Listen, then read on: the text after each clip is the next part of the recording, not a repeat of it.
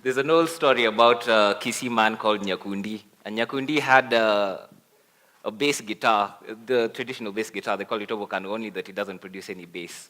And it has 8 strings, but Nyakundi had this habit of only plucking one string, and he just goes ding, ding, ding, ding, ding. And his wife was exhausted with him, and she couldn't understand why he did this. Was it because it gave him some ecstasy or something? And her patience was exhausted, and she just came to him and said, "You have to stop this, Nyakundi." And he turned to her and he said,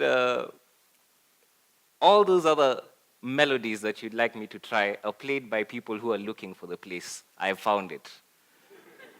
Now, depending on what your perspective is, you either admire Nyakundi or feel really pity for him. And I've oscillated through both perspectives for a very long time.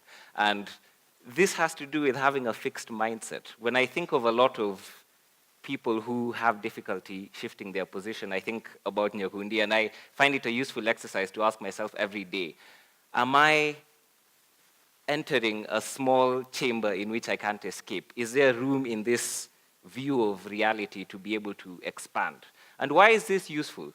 Well, for most of this summer, I spent time in a place where half the curriculum was just mindset, mindset, mindset, mindset, mindset. We did meditations every day before doing lessons, and this was a scientific place. Like, these are hard science people, non-religious, but we were told meditation is a non-negotiable because you need to have a handle on your own mind if you're going to even attempt to impact the lives of 1 billion people. That's a huge responsibility. And we find more and more that all these ancient teachings that we were taught, all these ancient wisdom, especially those which we discarded when we were trying to pursue one model of progress, are becoming much more useful now. We are seeing them converging, and the information that we have about how the world is transforming is beginning to look much more and more like the apocalypse stories in your religious books, and the Kali Yuga, and all these transformational things. The thing that we don't know is exactly what form this baby is going to take. We do not know how we're going to get there, how much turmoil we're going to put ourselves through, but we do have some very strong indications about what this transformation looks like. Number one is, it is not going to be business as usual into the gently unfolding future that we've become accustomed to. We educated our children to be machines for the most part. When you look at how our schools were built, the use of the bell, which resembles a factory assembly line, everybody being in neat models of issue, like this would be a 1985 model, and that's what you have most in common, and you teach people to do repetitive, volume-based tasks. And we are finding that machines are extraordinarily better than us at doing that sort of thing. Areas which we never dreamt would be taken over are now under attack. Things like dermatology, looking at what skin diseases people have. It would take a doctor perhaps over the course of a 30-year career to see 50,000 samples of many different patients, assuming that they were really hardworking. In a fraction of a second, an AI has learnt all those different samples and is already giving you recommendations much faster and much more accurately than the human doctor could. Add on top of that we have the information about a person's genetic makeup. We are looking at a world where we really have to reconsider what we are educating our children for. We're educating them for a world which does not exist. And this is what I went to learn more about in Singularity. I've gone really deep into a very deep area without telling you anything about myself. Why did I end up in this place?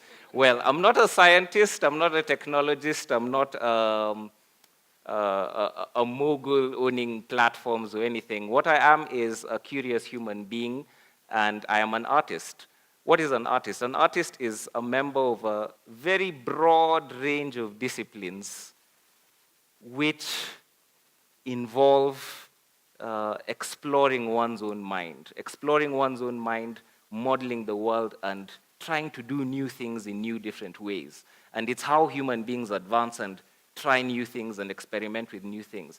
The problem is we have vilified for a very long time these disciplines, and it's going to come back to bite us in a very massive way. So the one thing that I want to bring back from all this experience that we've been listening to, and even when we listen to the people who founded this university, the people who are on the forefront right now, if you listen to Elon Musk and all these different people, the emphasis right now is how can we have a creative generation, a very creative, very adaptable generation, because information is abundant. You don't have any advantage over the next person because you know who the president of the Czech Republic is, or you know, some random detail. Within a fraction of a second, somebody else has found that information.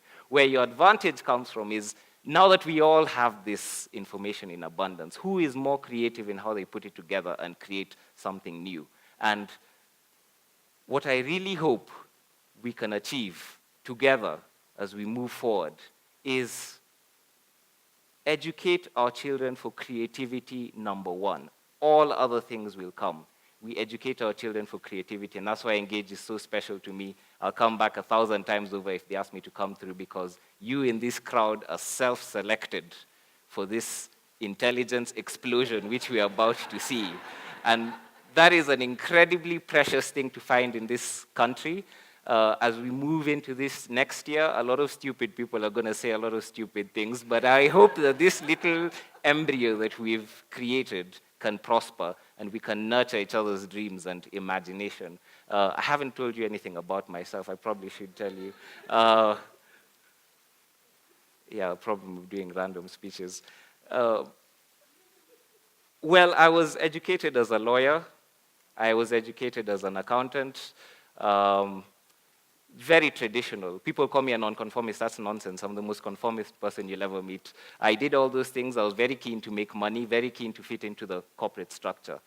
But post-election violence happened, and it completely imploded my expectations of my career. I looked at the legal profession. I was like, well, if citizens can decide on a whim that the rule of law doesn't matter, I'm wasting my time. Why not invest time actually working on the minds of people, the operating software which creates the laws? And the only way to do that is art. But it was a huge difficulty. It meant throwing away paradigms that I'd internalized about art, or all the stigmas we have. You don't want to be an artist, you'll be poor, you'll be weird. But when I moved over, it happened to me like a flash.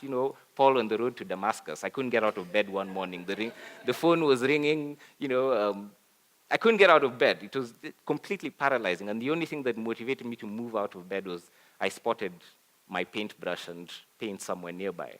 And I started painting, and the acceleration just happened. And I started telling stories with this medium, and people liked the stories enough that I found myself, suddenly in the midst of a career that had so many interesting different deviations. And, 1 minute I'm in South Africa, 1 minute Madagascar, 1 minute Germany, and the thing that I noticed that it's highly unlikely that I would have had all these adventures if I'd just stuck with a fixed mindset about what I thought my life was supposed to be. Ignorance is your best asset.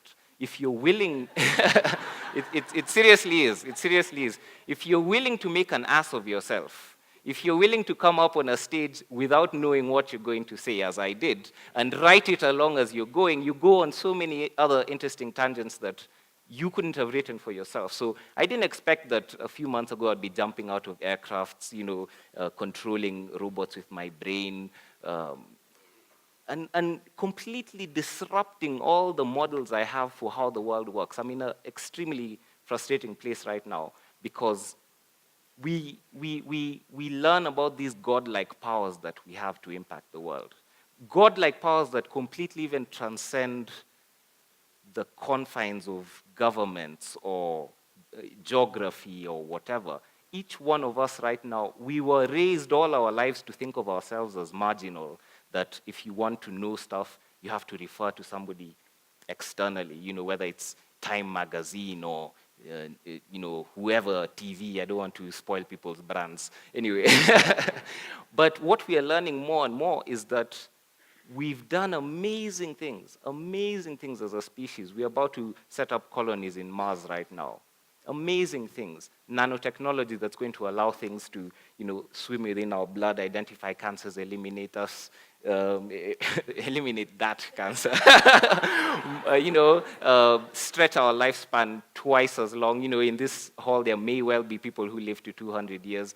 With all these amazing things, we learn that we don't know about the instrument that is responsible for exploring all these other instruments. And that's a real shame. I think as part of the curriculum for students, in addition to creativity, should be learning about ourselves, learning about this, nervous system. What is it? How does it come about? How am I able to just command my fingers to do this and they do this? I don't know how I'm doing this. Random things like this. How are we able to? It's amazing. It's mind-boggling. When you stretch it, your vocabulary begins to disintegrate, which is why we need art.